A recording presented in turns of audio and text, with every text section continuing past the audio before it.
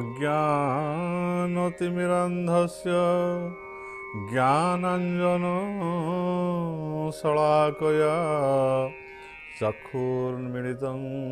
येन तस्मै श्रीगुरवे नमः।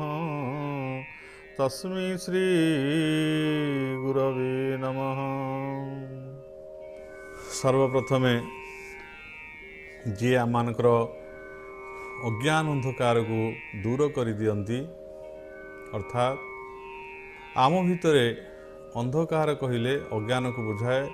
ज्ञान को कहले आलोक बा ज्ञान होउची आलोकर प्रतीक, अंधार होउची अज्ञान होउची अंधारर प्रतीक। अंधकार जे भली भाव प्रत्येक पदार्थ को गुप्त कर दिए, लुप्त कर दिए। कौन से विषय आम जानवा बुझा से विषय ज्ञान लाभ करने जदि सेठी अंधकार पूर्ण थाए ताहले सेठी कौन अच्छी से पदार्थटी कौन से वस्तुटी कौन जमी आम ता विषय कौन से ज्ञान लाभ कर पारना कारण ताहा देखा जाऊना ता अंधकार भितर पतित होई अछि। अंधकार भितर डूबी जाइथिबा पदार्थ को जे भली भाव बा अंधकार डूबी जाइथिबा पदार्थर ज्ञान जे भली भाव आम माने आहरण कर पारुना ताकू उपलब्धि कर पारुना, ठीक से भली भाव आम भितर जो अज्ञानता अच्छी ता अंधकार सदृश। आम भितर जेते प्रकार भल गुण थिले मध्य बा ये दुनिया रे जेते भल कथा थिले मध्य ताहा हमको देखा जाए ना अज्ञान द्वारा, ताहा बोध हुए ना, ताहाको आम जानी पारु ना, ताहाको उपलब्धि करि पारु ना अज्ञान द्वारा। तेणु अज्ञान द्वारा उपलब्धि करि पारु नथिबारु आमे माने से अज्ञान रे आच्छन्न होइथिबा जीव माने ये संसार बहुत भल कथा अच्छी, बहुत जानिबार कथा अच्छी, बहुत ज्ञान आहरण कर किंतु ताहा से करि पारंते नहीं कारण जो तांको भीतर अज्ञानता रही अंधकार भितर से पतित होइछंती। अज्ञान तिमिरांधास्य ज्ञानंजन शलाकया, ज्ञान रूपक आलोक को जी प्रज्वलित कर दियंती बा जेभली भावरे दीपरे घृतपूर्ण तैलपूर्ण दीपरे सलिताटे थाए से भाव अग्निटी की संजोग कले ताहा प्रज्वलित हुए और से प्रज्वलन द्वारा कौन हुए ना समस्त पदार्थ गुड़िक उद्भासित हो उठती और से आलोक द्वारा आम प्रत्येक पदार्थ को भल भाव निरीक्षण करूँ देखिपारू और से ज्ञान को लाभ करूँ भल भाव केवल आलोक द्वारा अर्थात ज्ञान द्वारा। ठीक से भाव आम भीतर जो मलिनता रही जो असद प्रवृत्ति रही जो अज्ञानता रही जो खराब कुप्रवृत्ति रही अज्ञान द्वारा आच्छन्न। तेणु से मलिनता को दूर करने को हेले बा अज्ञानता को दूर करने को हेले आमको ज्ञान रूपक आलोक बा ज्ञान रे उद्भासित होगा पड़े। से ज्ञान किए प्रदान करेंगे ना, से ज्ञान प्रदान करेंगे केवल आमर गुरुदेव बा जी से ज्ञान अधिकारी होती से मैंने से ज्ञान प्रदान करें। तेणु से आत्मज्ञान को प्रदान करने द्वारा आत्मज्ञान प्रदान न तस्मै श्री गुरवे नमः, से आत्मज्ञान को प्रदान करने द्वारा आम आत्मज्ञान जो आम उद्भासित हो उठू से आम सम्मुखें प्रत्येक तत्व गुड़िक उद्भासित हुंती एवं आम ताको सठिक भाव बुझीपारू देखिपारू जानीपारू अनुभव करूँ एवं अनुभव जो ज्ञान हो जाए थे बुझी हुए जेभली भाव आम गोटे कथा बुझीपारे जे अग्नि रे जदि आम हाथ को बा हस्त को बा कौन चर्म को आम कौन अंग को निक्षेप करवा बा अग्नि जदि स्पर्श करवा ताहले ताहा हमको दहन करवा अत्यंत कष्टदायक पोड़ीदेव आम पोड़े ज्वाला हेब कष्ट हेब। आम जदि थरे अनुभूति आमर हो जाइए आम केभे अग्नि की देखला मात्रे से ज्ञान थरे हो जाइथिबारु पुनः अग्नि सहित आम आमर कौन अंग प्रत्यंग को निक्षेप करने बा संजोग करने चेष्टा करवा नहीं कारण आम जाचे जे अग्नि द्वारा आम युक्त हेले आमको पीड़ा हेब बा कष्ट हेब बा दहन हेब। से भली भाव थरे जो आमर ज्ञान उदय हो आम बुझीपर कौन भल आ कौन मंद आम जो मंद कार्य आम पाखक आसब करने बा कुकार्य आम जो बशवर्ती हो कौन कुकार्य करने आम चेष्टा करवा से ज्ञान द्वारा आम बुझीपर जेहेतु आम ज्ञान द्वारा प्रभावित होइए आम ज्ञान को बुझीपारे आम गुरुंक ठारू ज्ञान को आहरण करें भलमंद विचार करने शक्ति आम पाखे अच्छी आम केभे हेले खराब पदार्थ को ग्रहण करवा ना जानी शुणी आम जाचे कार्य कले खराब हम आम देखुचे बाटरे कंटा पड़ी आम ज्ञान द्वारा बुझीपारे गले कंटा अच्छी या क्षत सृष्टि कर आम केवे जाशुणी से बाटे जापर ना जदि अजाणतरे आम जाने आम अज्ञानता अच्छे आम बुझीपारूने ताले से पथरे गले अवश्य पीड़ा हम कि ज्ञान द्वारा जब आम बुझीपारे कौटा ठीक आ कौटा भूल आम केवे भूल पथरे अग्रसर हवा ना सब बुद्धि विवेक द्वारा आम निर्णय नवा कौटा सत् कार्य आम से सत् कार्य निजक परिचालन करवा एवं सत् कार्य परिचालन करने को आमको दैव संपदर अधिकारी होगा पड़ो तेणु दैव संपद कथा को आम आलोचना करुले बुझेवा जाई दैव संपदर कथा आम कहीचे तेज क्षमा धृति शौच अद्रोह नातिमानिता एवं एवं कहीचे जे भवंती संपदं दैवी मधिजात भारत आज तेज कथा गला गोटे कथा जा तेज कथा जापर आसला क्षमा कथा आसला ये क्षमा हूँ अत्यंत दैव संपदर एक अत्यंत गुरुत्वपूर्ण विषय क्षमा दंडीवा शक्ति जार थाई से पुणी क्षमा आचरई अर्थात क्षमा अर्थ या नुहे जे मु भयभीत हो जन को छाड़देली मोठार किसी धन मो पाखे अच्छी अत्यंत कुप्रभावशाली व्यक्ति जड़े आसी तार मत भयभीत करे मो धन संपद को नहीं गलानी मुझे देदेली से मत मागिला मुझे डरिकी देदेली बा मते जड़े पीड़ा देला कष्ट देला मोर समर्थ नाही ताकू पराभूत कर समर्थ ना मो भितर तेणु समर्थ ना पाखे कौन कली जोड़हस्त हो शरणागत हो गली बा मुझे किसी दंड न दे छाड़देली दंड देवार बहुत मन भर अभिलाष अच्छी मन भितर मोर जे मत जे क्षति करी मत जे पीड़ा देती से लोक को दंड देवार मो भर बहुत सामर्थ्य अच्छी मुझे उपयुक्त दंड दे पारि था सी जो मोर क्षति करी मत जो दुख देती किंतु मुझे दुर्बल व्यक्तित्व जे मुझे डरिकी छाड़देली जो मत पचारे अन्य मैंने सी तुम एत क्षति कला तुम कहीं किसी कहलनि कि दंड देलन छाड़देल कहीं से मुझे ना मुझे क्षमा करदेली सेटा प्रकृत क्षमा नुहे ताकि मोर दुर्बलर पराकाष्ठा किंतु प्रकृत क्षमा हूँ कौन ना दंडीवा शक्ति जार थाई सी पुणी क्षमा आचरई मोर दंड दंड शक्ति दर पुंस क्षमा गुणी अलंकृतम दंड शक्ति धर पुरुष मानकर क्षमा गुण से अलंकृत होकर ये समाज रक्षा है जदि रावण भली कंस भली पौराणिक जो असुर मान कथा शुणीजे जदि तांकर दंड देवार शक्ति अच्छी जदि क्षमता अच्छी से कौन कर ये विश्ववासी की दंड देइछंती क्षमतार प्रभाव से देवता मान दंडित करछंती मनुष्य समाज को दंडित करछंती ऋषि मान साधु मान सन्त मान केवल पीड़ा देइछंती क्षमता द्वारा किंतु जड़े दैव संपदर जदि व्यक्ति विशेष दैव गुणर अधिकारी होता है ता पाखे दंड देवार समस्त सामर्थ्य अच्छी ता पाखे धन बल अच्छी लोकबल व जनबल अच्छी ता पाखे एवं ता पाखे समस्त प्रकार अस्त्र शस्त्र जंत्रपाति सबूर व्यवस्था अच्छी सामर्थ्य अच्छी बाहुरे बल अच्छी शक्ति अच्छी बुद्धि ज्ञान सबू ता पाखे अच्छी सी चाहिए अन्य को दुख दे पार अन्य धन अपहरण कर अन्य परस्व को अपहरण कर पर स्त्री को अपहरण कर जिते कुकार्य अच्छे इंद्र सुख सब से कर अन्य जन को अनायास से दंड दे पार किंतु जड़े दैव संपद गुणर अधिकारी व्यक्ति जेहेतु दैव संपद क्षमा हो एक गुण ह्री लज्जा जमती एक गुण लज्जा थे जमी कौन निर्लज कार्य जीवन में करा इच्छा हुए ना बा से चिंता करा जाए ये कार्य कर लज्जित हो से कार्य से निवृत्त रुए से भाव में क्षमा हूँ एक अत्यंत उपादेय गुण दैव संपद भितर जो मैंने क्षमाशील व्यक्ति से पैसा अच्छी धन बहुत अच्छी से धन बल अन्य धन देकी अन्य जन को निधन करें परास्त करें बहुत दंड दंडित करें समस्त लोक समर्थन करेंगे पैसा अच्छी पाखे प्राचुर्य अच्छी पाखे निज बाहुरे बल अच्छी से जन को परास्त कर दंड दे पारे किंतु ये समस्त सामर्थ्य थिबा सत्वे जेहेतु से क्षमा गुणर अधिकारी होती जदि कई भूल वशत के कुवाक्य कहे अपमानित कथा कहे ता मनरे दुख दिए जदि कहीं कष्ट दिए सी तापर प्रहार करते नहीं ताको आघात दियंते नहीं से भली भाव में कौन दंड दियंते नहीं कारण जे से क्षमागुणर अधिकारी होता से कहती भावती मनरे विचार करके जो व्यक्ति जो कार्य कला यह निंदनीय अत्यंत घृण्य किंतु से अज्ञानी होइथिबारु पशुवत जीवन यापन करुवा जदिओ मनुष्य प्रति तार शरीरटी तार बुद्धि नहीं तार विवेक नहीं तार ज्ञान नहीं से अज्ञान से मूढ़ से मूर्ख होइथिबारु तार से अज्ञानता बशवर्ती हो सी भूल कार्यटे कर जदि प्रकृत दैव संपद अधिकारी ताले मु चाहिए ତାକୁ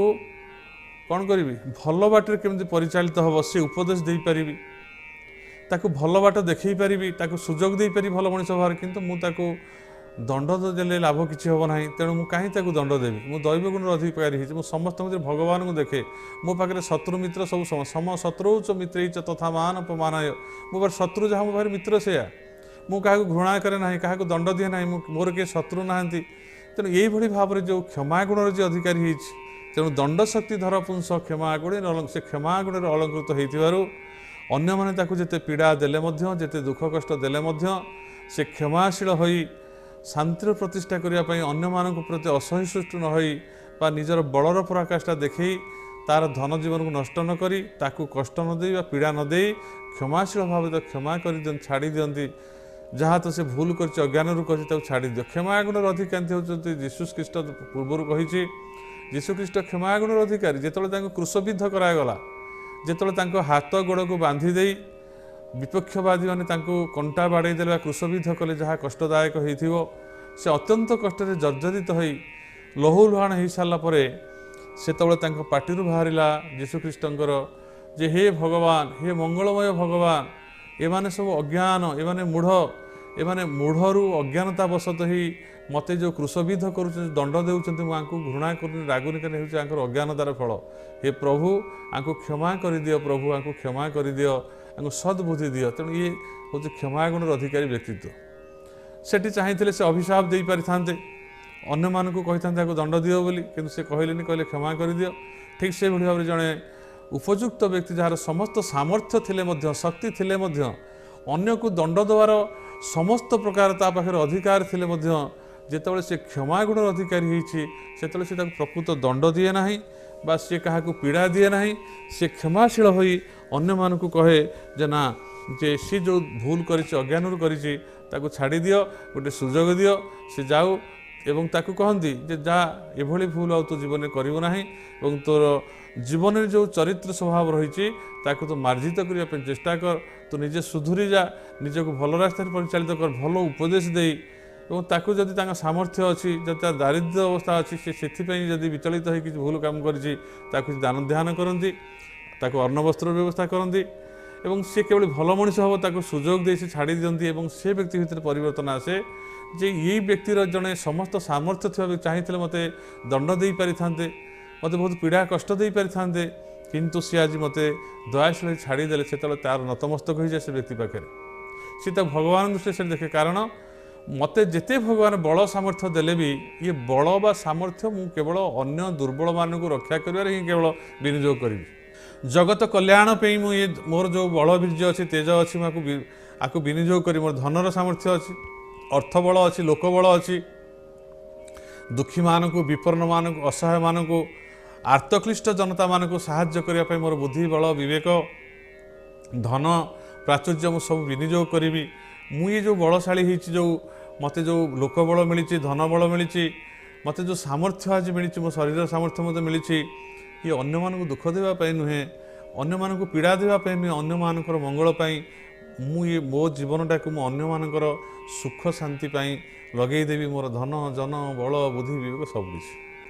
ତେଣୁ କ୍ଷମାଶୀଳ ବ୍ୟକ୍ତିମାନେ ହେଉଛନ୍ତି ଏଇଭଳିଆ ବ୍ୟକ୍ତିତ୍ୱ ଯେଉଁମାନେ ଅନ୍ୟମାନଙ୍କ ପାଇଁ ସଦାସର୍ବଦା ବ୍ୟାକୁଳିତ ହୁଅନ୍ତି ଏବଂ ଯଦି ବା ତାଙ୍କୁ କେହି ପୀଡ଼ା ଦିଏ ତାହେଲେ ସିଏ କେବେ ତାକୁ ପୀଡ଼ା ଦିଅନ୍ତି ନାହିଁ ବା ଦୁଃଖ ଦିଅନ୍ତି ନାହିଁ। ତାଙ୍କର ମହନୀୟତା କ୍ଷମା ଗୁଣ ଦ୍ୱାରା ସେ ତାକୁ କ୍ଷମା କରିଦିଅନ୍ତି ଏବଂ ସେ ତାକୁ ଛାଡ଼ି ଦିଅନ୍ତି ଯେ ନା, ମୁଁ ତୋତେ ଦଣ୍ଡ ଦେବି ନାହିଁ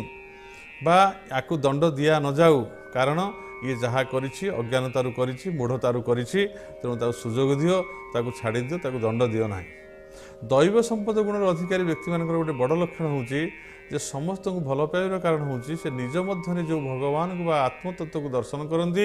ଅନ୍ୟମାନଙ୍କ ଭିତରେ ସେ ଆତ୍ମତତ୍ତ୍ୱକୁ ଦର୍ଶନ କରି ସମସ୍ତଙ୍କଠାରେ ସମାନ ଜ୍ଞାନ ପୋଷଣ କରୁଥିବାରୁ ତାଙ୍କ ଭିତରେ ଉଚ୍ଚ ନୀଚ ଭେଦଭାବ କୌଣସି ଜ୍ଞାନ ନଥାଏ। ତାଙ୍କ ଭିତରେ ଉଚ୍ଚ ନୀଚ ଭେଦଭାବ ଜ୍ଞାନ ନଥିବାରୁ ଶତ୍ରୁମିତ୍ର ଶତ୍ରୁଚ ମିତ୍ର ସମାନ ଭାବରେ ଶତ୍ରୁ ମିତ୍ରକୁ ସେ ଦେଖୁଥିବାରୁ ତାଙ୍କର ଶତ୍ରୁକୁ ମଧ୍ୟ ତାଙ୍କ ନିଜର ପ୍ରିୟ ଲୋକକୁ ଯେଭଳି ଭାବରେ ସେ ବ୍ୟବହାର କରନ୍ତି ବା ତା ପ୍ରତି ଯେଭଳି ଭାବରେ ତାଙ୍କର ସ୍ନେହ ଶ୍ରଦ୍ଧା ଭାବ ଥାଏ, ଏବଂ ସମ୍ମାନବୋଧ ଥାଏ, ଠିକ୍ ସେହିଭଳି ଭାବରେ ତାଙ୍କର ବିପକ୍ଷବାଦୀ ବା ତାଙ୍କର ଶତ୍ରୁଠାରେ ମଧ୍ୟ ତାଙ୍କର ସ୍ନେହ ଶ୍ରଦ୍ଧା ଦୟା କ୍ଷମା ଆଦି ଗୁଣ ଥାଏ ଏବଂ ସେହି ସ୍ନେହ ଶ୍ରଦ୍ଧା ଏବଂ ଦୟା କ୍ଷମାର ଗୁଣକୁ ନେଇ ସେମାନେ ତାଙ୍କର ସେ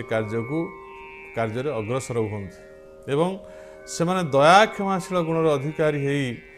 ନିଜ ଜୀବନକୁ ନିର୍ବାହ କରୁଥିବାରୁ ତାଙ୍କର ଯେଉଁ କ୍ଷମା ଥାଏ ସେ କ୍ଷମା ମାଧ୍ୟମରେ ଅନ୍ୟମାନଙ୍କର ସେ ପ୍ରଶଂସିତ ହୁଅନ୍ତି, ପ୍ରିୟପାତ୍ର ହୁଅନ୍ତି ଏବଂ ଅନ୍ୟମାନଙ୍କର ଦୃଷ୍ଟାନ୍ତ ହୁଅନ୍ତି ଏବଂ ସଂସାରରେ ଶାନ୍ତି ପ୍ରତିଷ୍ଠା କରିବାର ମୂଳ କାରଣ ହେଉଛି ସତ୍ୟ, ଶାନ୍ତି ଏବଂ ଦୟା କ୍ଷମା। ଏ କ୍ଷମା ଯଦି ଆମ ଭିତରେ ନାହିଁ ତାହେଲେ ଆମ ଭିତରେ କ୍ରୋଧ ଆସିବ ଏବଂ କ୍ରୋଧ ଦ୍ୱାରା ଜର୍ଜରିତ ଆମେ ନାନାଦି ଭୁଲ କାମ କରିବା ଏବଂ ସେଇ ଭୁଲ କାମ ଦ୍ୱାରା ଆମ ଜୀବନରେ ଆମମାନଙ୍କୁ କେବଳ ଦୁଃଖ କଷ୍ଟ ଏବଂ ନିନ୍ଦିତ ହେବାକୁ ପଡ଼ିବ ଅନ୍ୟମାନଙ୍କ ପାଖରେ। ତେଣୁ ଆମେ ଅନ୍ୟମାନଙ୍କ ପାଖରେ ଯଦି ନିନ୍ଦିତ ହେବା ନାହିଁ, ଯଦି ଜଣେ ଭଲ ମନୁଷ୍ୟ ଭାବରେ ନିଜକୁ ଆମେ ଭଲ ପରାକାଷ୍ଠା ଭିତରେ ନିଜକୁ ପରିଚାଳିତ କରାଇବା ତାହେଲେ ଆମ୍ଭମାନଙ୍କୁ ନିଶ୍ଚିନ୍ତ ଭାବରେ ସେଇଭଳି ଭାବରେ ସଫଳ ଜୀବନଯାପନ କରିବାକୁ ହେଲେ କ୍ଷମା ଗୁଣର ଅଧିକାରୀ ହେବାକୁ ପଡ଼ିବ। ତେଣୁ ତେଜ ଯେଭଳି ଭାବରେ ଏକ ପ୍ରଭାବ ରହିଛି ଆମ ଭିତରେ ଦୈବ ଗୁଣର, କ୍ଷମାର ମଧ୍ୟ ସେମିତି ପ୍ରଭାବ ରହିଛି। ଇଏ କ୍ଷମା ଗୁଣର ଅଧିକାରୀ ସମସ୍ତେ ନୁହନ୍ତି। ଆମେ ସମସ୍ତେ ଚେଷ୍ଟା କରୁଛେ ଯେ ଆମେ ଶତ୍ରୁକୁ ଦଣ୍ଡ ଦେବା, ମୋର ଯିଏ ଅହିତ କରୁଛି ବା ମୋତେ ଯାହାକୁ ଈର୍ଷା ହେଉଛି ଯାହା ପ୍ରତି, ମୋ ଠାରୁ ଯିଏ ଅଧିକ ପାଠ ପଢ଼ୁଛି ଭଲ ବା ମୋ ଠାରୁ ଯିଏ ଭଲ ଧନ ସମ୍ପଦର ଅଧିକାରୀ ହେଇଛି, ଗାଡ଼ି ଘୋଡ଼ା ଚଲୁଛି ବା ଯିଏ ନିଜକୁ ପ୍ରତିଷ୍ଠା କରିପାରିଛି ତା'ର ପାଣ୍ଡିତ୍ୟ ଦ୍ୱାରା ହେଉ ବା ତା'ର ଭଲ ଗୁଣ ଦ୍ୱାରା ସମାଜରେ ଯିଏ ପ୍ରତିଷ୍ଠା ହେଇଛି, ଯାହାକୁ ଲୋକ ପ୍ରଶଂସା କରୁଛନ୍ତି, ମୁଁ ସେଠି ଅସହିଷ୍ଣୁ ହୋଇପଡ଼ୁଛି ଏବଂ ମୁଁ ଅଧୈର୍ଯ୍ୟ ହୋଇପଡ଼ୁଛି, ମୁଁ ତାକୁ ତା'ର ପ୍ରାଚୁର୍ଯ୍ୟରେ ବା ତା'ର ପ୍ରଶଂସାରେ ମୋତେ ଅସହ୍ୟ ହୋଇଥିବାରୁ ମୁଁ ତା'ର କ୍ଷତି କରିବା ପାଇଁ ଚେଷ୍ଟା କରୁଛି ଏବଂ ମୋତେ ଯେଉଁମାନେ ଅନିଷ୍ଟ କରୁଛନ୍ତି ବା ମୋତେ ଯେଉଁମାନେ ଟିକେ ନିନ୍ଦା କରୁଛନ୍ତି ମୋର ପଶ୍ଚାତପଟରେ ଯେ ମୋ ଗୁଣକୁ ନେଇକି, ତାଙ୍କ ପ୍ରତି ମଧ୍ୟ ମୋତେ ଅତ୍ୟାଚାର କରିବାର ଇଚ୍ଛା ହେଉଛି ଏବଂ ଦଣ୍ଡ ଦେବାର ଇଚ୍ଛା ହେଉଛି। କିନ୍ତୁ ଯଦି ମୋ ଭିତରେ କ୍ଷମା ଗୁଣ ଅଛି ତାହେଲେ ମୋତେ ପଛରେ କିଏ ନିନ୍ଦା କରୁ ବା ଆଗରେ ପ୍ରଶଂସା କରୁ, ମୋର ବିଚଳିତ ହେବାର ନାହିଁ। କାରଣ କାହା ପ୍ରଶଂସା ଦ୍ୱାରା କିଏ ଭଲ ହୋଇପାରେ ନା ବା କିଛି ପ୍ରାପ୍ତି ହୋଇପାରେ ନା। ଆଜି ମୁଁ ଯେଉଁ ଧନ ସମ୍ପଦ ବା ସମ୍ମାନ ବା ପ୍ରାଚୁର୍ଯ୍ୟର ଅଧିକାରୀ ହେଇଛି, ମୋର କର୍ମଫଳ ଦ୍ୱାରା ପ୍ରାପ୍ତ ହୋଇଛି, ସୁକର୍ମ ଦ୍ୱାରା ଭଲ ଫଳ ପ୍ରାପ୍ତ ହୋଇଛି ଏବଂ କୁକାର୍ଯ୍ୟ କଲେ ମଧ୍ୟ ତାହା ନଷ୍ଟ ହୋଇଯିବ ସବୁ ମାନ ସମ୍ମାନ ମୋର। ତେଣୁ ସେଥିପାଇଁ ଜଣେ ଭଲ ବ୍ୟକ୍ତି ସେ କେବଳ ଭଲ କାର୍ଯ୍ୟ କରେ ଏବଂ ସେ କେବେ ହେଲେ କାହାରି କୁପରିଣାମକୁ ଗ୍ରହଣ କରେ ନାହିଁ ଏବଂ ସଦାସର୍ବଦା କ୍ଷମାଶୀଳ ହୋଇ, ଏହି କ୍ଷମାଗୁଣ ହେଉଛି ଏକ ଅଳଙ୍କାର ସଦୃଶ। ଦଣ୍ଡ ଶକ୍ତିଧର ପୁଂସ କ୍ଷମା ଗୁଣରେ ଅଳଙ୍କୃତମ୍। ଏ କ୍ଷମା ଅଳଙ୍କାର ଦ୍ୱାରା ସତ୍ୟ, ଶାନ୍ତି, ଦୟା, କ୍ଷମା ରୂପକ ଅଳଙ୍କାର ଦ୍ୱାରା ଯେ ନିଜ ଶରୀରରେ ଭୂଷଣ ରୂପରେ ଏହାକୁ ଗ୍ରହଣ କରିଛି, ମଣ୍ଡିତ ହେଇଛି, ନିଶ୍ଚିନ୍ତ ଭାବରେ ସେ ବ୍ୟକ୍ତି ଜଣେ ଉଚ୍ଚ ଧରଣର ବ୍ୟକ୍ତି, ଜଣେ ମନନଶୀଳ ବ୍ୟକ୍ତି, ଜଣେ ଚିନ୍ତାଶୀଳ ବ୍ୟକ୍ତି ଏବଂ ସେ ବ୍ୟକ୍ତି ତା ଜୀବନରେ ନିଶ୍ଚିନ୍ତ ଭାବରେ ଯାହା କିଛି କରୁଛି ତାହା ବୁଦ୍ଧି ଦ୍ୱାରା, ବିବେକ ଦ୍ୱାରା ଏବଂ ଜ୍ଞାନ ଦ୍ୱାରା କରୁଛି ଏବଂ ତାହା ଦ୍ୱାରା ନିଜର ମଙ୍ଗଳ ହେବା ସହିତ ସଂସାରର ଅଶେଷ ମଙ୍ଗଳ ହେବା ସହିତ ଅନ୍ୟମାନଙ୍କର ବହୁତ ଉପକାର ହେଉଛି। ଆଜି ଦେଖିବେ ଯଦି ଆମ ଅଞ୍ଚଳରେ ବନ୍ୟା ଆସୁଛି, ବାତ୍ୟା ଆସୁଛି, କୌଣସି ଦୁଃଖ କଷ୍ଟ ରୋଗ ଶୋକ ଆସୁଛି,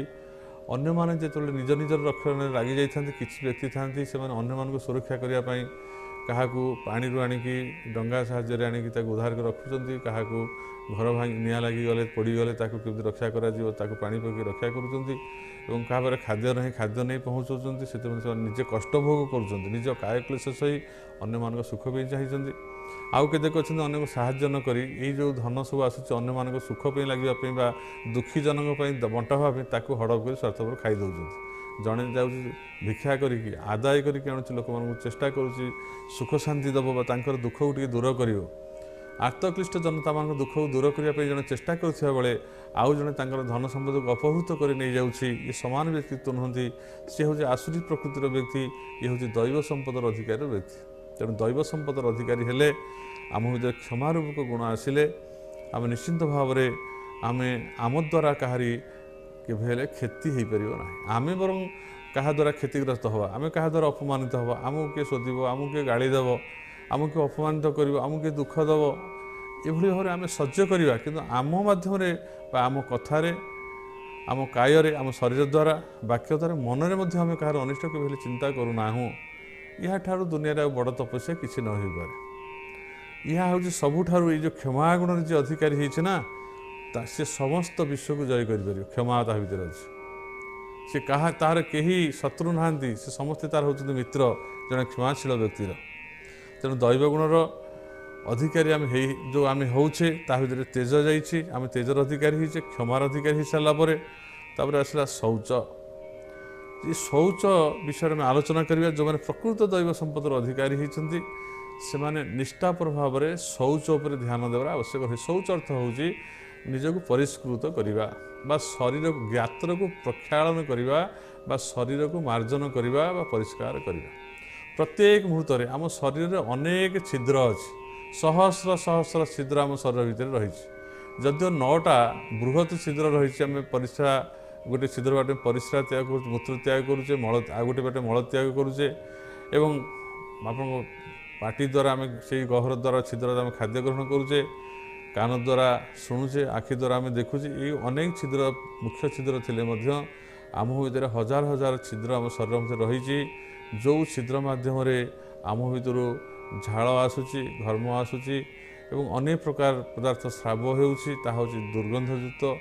ଏବଂ ସେଇ ଯେଉଁ ଆମ ଭିତରୁ ଯାହା ଆସୁଛି ଯେଉଁ ଦୁର୍ଗନ୍ଧ ପଦାର୍ଥ ଲୋମକୂପ ବାଟ ଦେଇ ଅଶେଷ ଅନେକ ଛିଦ୍ର ଦେଇ ବହିର୍ଗତ ହେଉଛି, ତାକୁ ଆମେ ଯଦି ପରିଷ୍କାର ନ ରଖିବା ତାହା ଦୁର୍ଗନ୍ଧପୂର୍ଣ୍ଣ ହେବ, ତାହା ରୋଗପୂର୍ଣ୍ଣ ହେବ ଏବଂ ତାହା ମନୁଷ୍ୟକୁ ଅପାୟୁ କରିଦେବ। ତେଣୁ ଶୌଚ ଏଭଳି ଏକ ଜିନିଷ।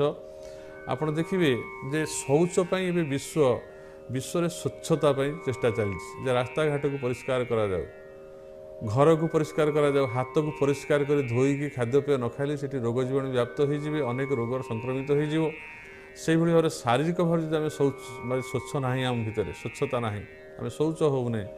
ଶରୀର ଯଦି ଆମର ଶୁଦ୍ଧ ନାହିଁ ତାହେଲେ ଶରୀର ଦୁର୍ଗନ୍ଧଯୁକ୍ତ ହେବ, ରୋଗଯୁକ୍ତ ହେବ। ତେଣୁ ଇଏ ଶରୀରକୁ ବାହ୍ୟ ଭାବରେ ଯଦି ଆମେ ଶୌଚ ହେବାକୁ ଚାହୁଁଛେ ତାହେଲେ ମୃଦୁ ଜଳ ବା ପରିଷ୍କାର ଜଳ ଦ୍ୱାରା ଆମକୁ ଗାତ୍ର ପ୍ରକ୍ଷାଳନ ବା ଶରୀରକୁ ପ୍ରକ୍ଷାଳନ ଧୌତ କରିବାକୁ ପଡ଼ିବ। ଶରୀରକୁ ଯଦି ଆମେ ଶୁଦ୍ଧ ନିର୍ମଳ ଜଳ ଦ୍ୱାରା ପରିଷ୍କାର କରିବା ବା ଧୌତ କରିବା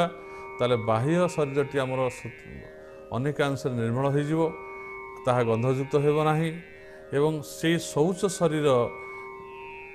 ଦ୍ୱାରା କ'ଣ ହେବ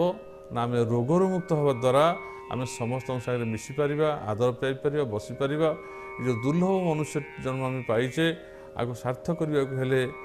ଶରୀର ଆଦ୍ୟମ ଖଳୁ ଧର୍ମ ସାଧନ। ତେଣୁ ଶରୀର ରକ୍ଷାର ଆବଶ୍ୟକ ରହିଛି। ତେଣୁ ଏ ଶରୀର ରକ୍ଷାକୁ କରିବାକୁ ଯାଇ ଆମେ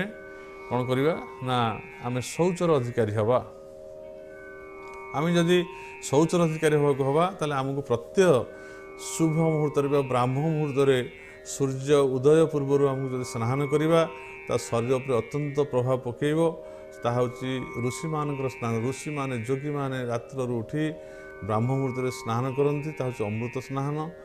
ତେଣୁ ଏ ବିଷୟରେ ଆମେ ଆଲୋଚନା କରିବା। ଆଜି ସମୟ ହୋଇଯାଇଛି ଆମ ପାଇଁ, ଆମେ କିଭଳି ଦୈବ ସମ୍ପଦର ଅଧିକାରୀ ହେବା, ଆଗକୁ ତାହାର ଆଲୋଚନା ଚାଲିଛି। ଆଜି ସମୟ ହୋଇଯାଇଥିବାରୁ ଆମେ ଆମର ଏହି କାର୍ଯ୍ୟକ୍ରମକୁ ସତ୍ସଙ୍ଗ କାର୍ଯ୍ୟକ୍ରମ ଏଇଠି ଆମେ ବିଶ୍ରାମ ଦେବା। ଆଗାମୀକାଲି ପ୍ରାତଃ 7 ଘଟିକା ସମୟରେ ଆମର ଏହି ସତ୍ସଙ୍ଗ କାର୍ଯ୍ୟକ୍ରମ ଆରମ୍ଭ ହେବ। ଆପଣ ସମସ୍ତେ ଯୋଗ ଦେବେ, ଆପଣମାନେ ସମସ୍ତେ ଦୈବ ସମ୍ପଦର ଅଧିକାରୀ ହୁଅନ୍ତୁ, ଏହି କାମନା କରି ବିଶ୍ୱର କଲ୍ୟାଣ ଚିନ୍ତା କରି ସର୍ବେ ଭବନ୍ତୁ ସୁଖିନ ଲୋକା ସମସ୍ତା ସୁଖିନ ଭବନ୍ତୁ, ଏହି ବାକ୍ୟ ଦ୍ୱାରା ବିଶ୍ୱର କଲ୍ୟାଣ ଚିନ୍ତା କରି ଆଜି ବାଣୀକି ଏଠାରେ ବିଶ୍ରାମ ଦିଆଯାଉଛି। ହରି ଓମ୍, ହରି ଓମ୍, ହରି ଓମ୍।